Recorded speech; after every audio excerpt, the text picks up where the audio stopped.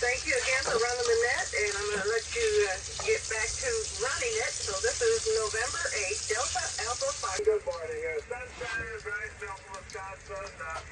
A little bit on the cool side.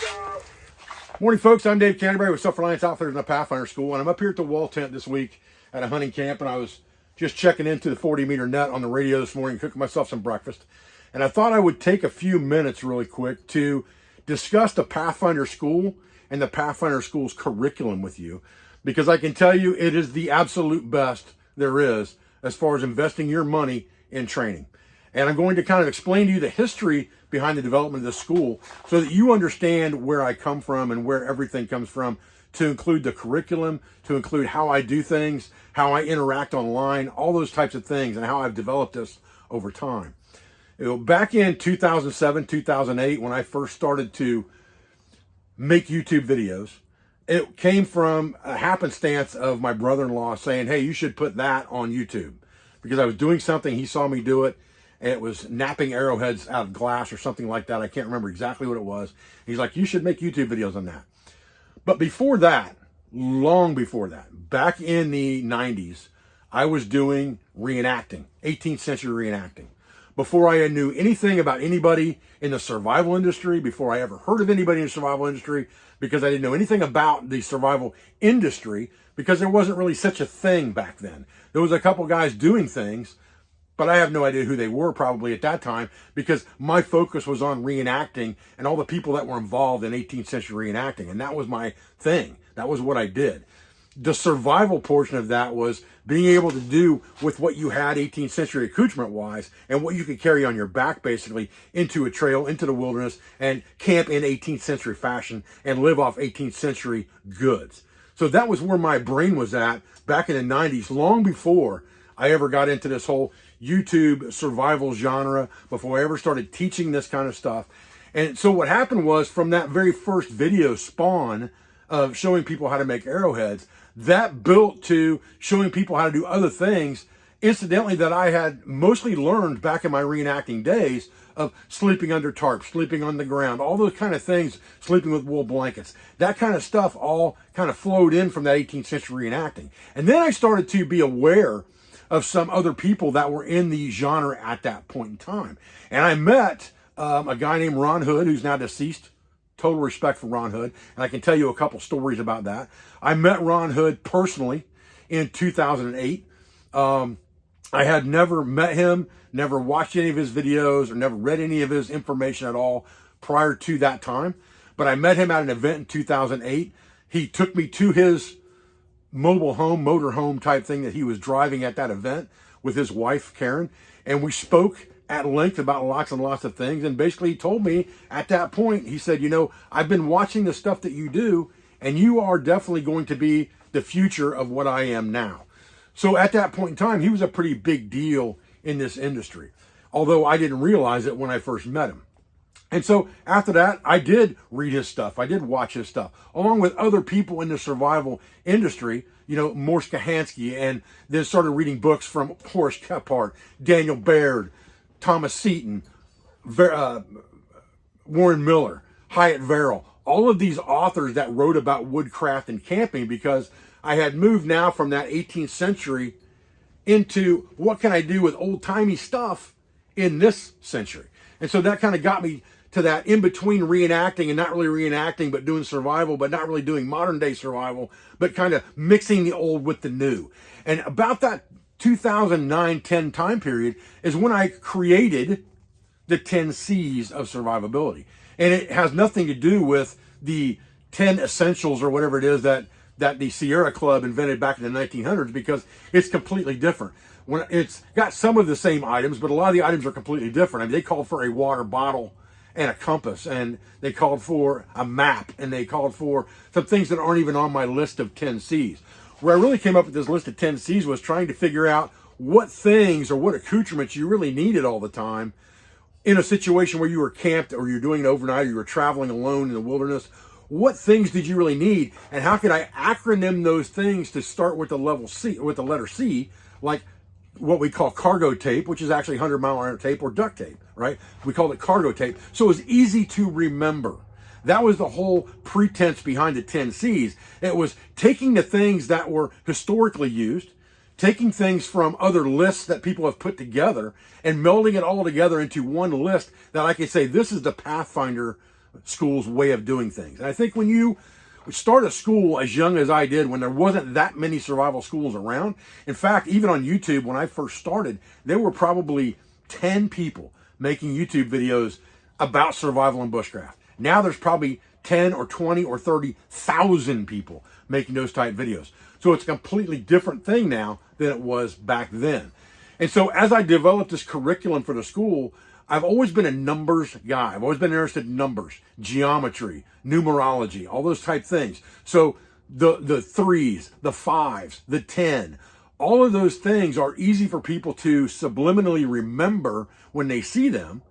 And so I started developing a system based on this numerology, rules of 3, the 5 C's, the 10 C's, the 5 trees, the 5 plants, the 5 this, the 5 that, into a 5x5 system eventually in about 2013 or 14, when I put a total system together that I called, the 5x5 system.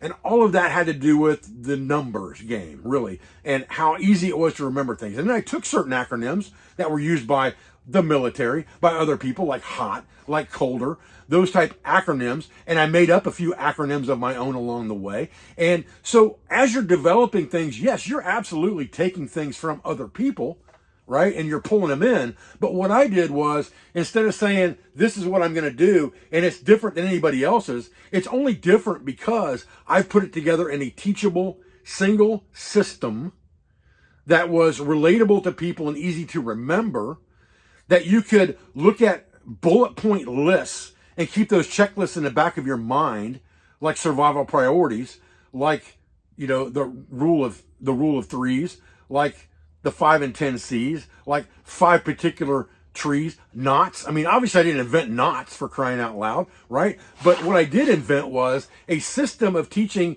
several very, very useful knots that transition into each other little by little to create the system of the 5 to 10 knots we teach now at the Pathfinder basic intermediate level, up to the 30, 40 knots that we teach at the ropes and rigging class. So am I going to say I invented all of this crap? Hell no, I'm not going to say that, because I didn't invent all of it. There's some of it I did invent, absolutely did invent, and no one can argue that. I don't care who you are. But what I did do was I put it all together, taking the best of everything and bringing it to one system and putting that together in a package that I could hand to you over the course of 3 or 4 days, and you would learn from it, you would understand it, you would develop muscle memory from it, and you would be able to walk away from here much more comfortable than you were when you walked in. And so lots of people out there say, well, this came from that, and this came from that, and this came from here, and this came from there. Of course it did. I can't invent everything, for crying out loud.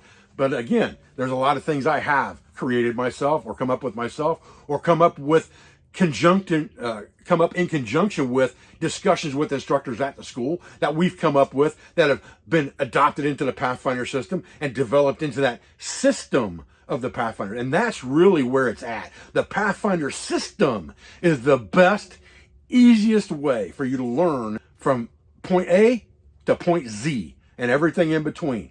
And the reason we do this, the reason we adapt, the reason we change all the time, is because I'm always finding some little nuance of something that might be easier. Whether we come up with it at the school as instructors, whether I see a student do it by accident, or whether I see it somewhere on the internet or read it in a book that might have been written 40 years ago or might have been written yesterday. If I think it's good and it fits into my system well, you're damn right I'm going to use it. There's no question about that. And I don't mind giving credit where credit's due, that I've learned stuff from everybody under the sun. I could give you a list of 100 names that I've probably gleaned information from and then dialed that in. It's no different than taking a rock from the quarry, bringing it in, and shaping that rock into exactly what you want. Did you invent the rock? No, you didn't invent the rock. They've been around since the planet started. But you made that rock what you wanted it by chipping away at that rock until you got exactly what you wanted in what would be called that smooth ashlar. And that is exactly what we do here at the Pathfinder School. And that's how this system was developed. That's why it's different than anybody else's system. That's why it's copied all over the place to this day. And when I say copied, I don't mean you're copying something that I have in my system that somebody else had in their system 10 years ago or 20 years ago or was written in a book 40 years ago. What I mean is by putting it A, B, C, D, exactly like the Pathfinder system has done it, you've copied the Pathfinder system. And if you do that, that's fine. I don't even care about getting credit where credit's due. I really don't give a damn about that because I don't think it's important. What I think is important is that people learn these things. I think dissemination of information, tribal learning, and community, those are the important things when it comes to bushcraft and survival. So whoever it takes to disseminate this information, so be it. That's the way it is, and that's the way I feel about it. What I'm telling you is that unless you come to the Pathfinder School, you're not going to get the latest, the greatest, and the best system of learning that we put out here at the school, and the best place for you to spend your money as far as I'm concerned. Does that mean that there's no other schools out there that are worth attending? It absolutely doesn't. It's totally up to you where you go, where you spend your money. And do you have to go to a school at all? No, you really don't. You can do it the hard way. You can do it the way I did it. You can trial and error. I never went to a school. I've never been to a single school of anybody's anywhere. That's a fact. I have learned everything through trial and error.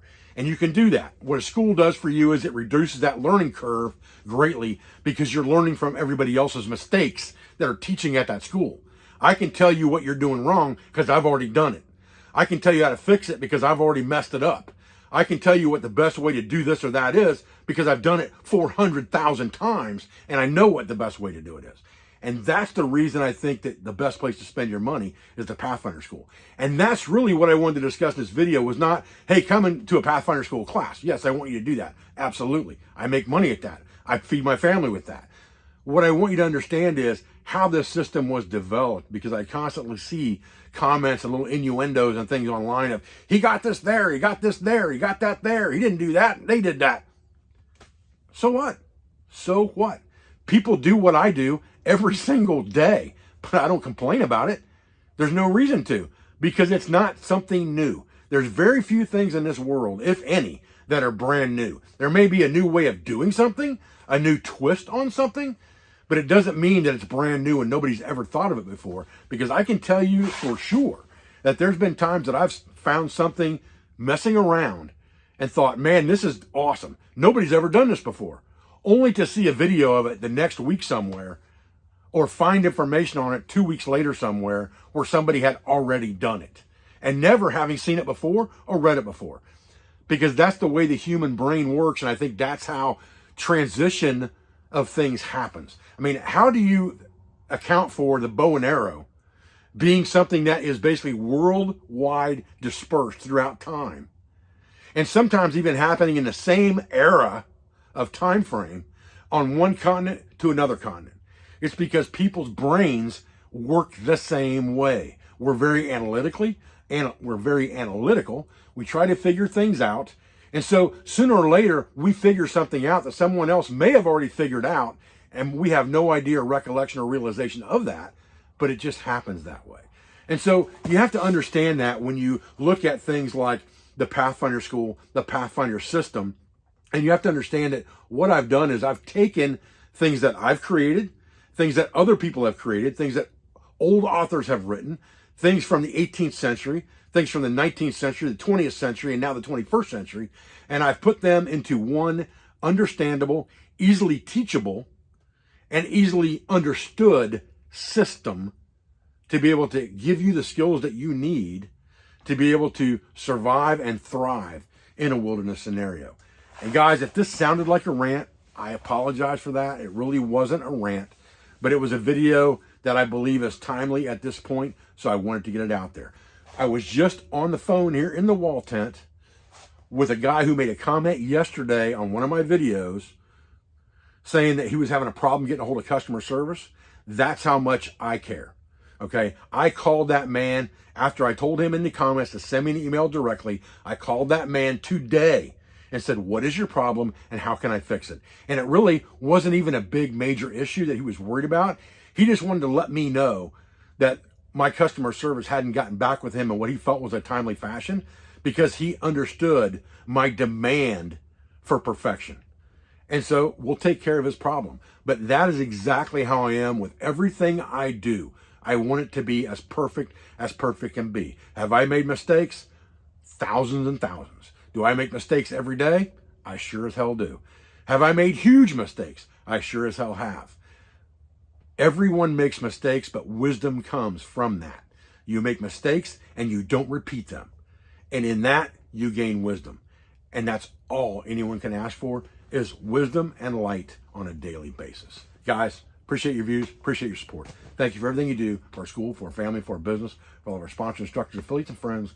I'll be back with another video as soon as I can, guys. Thanks.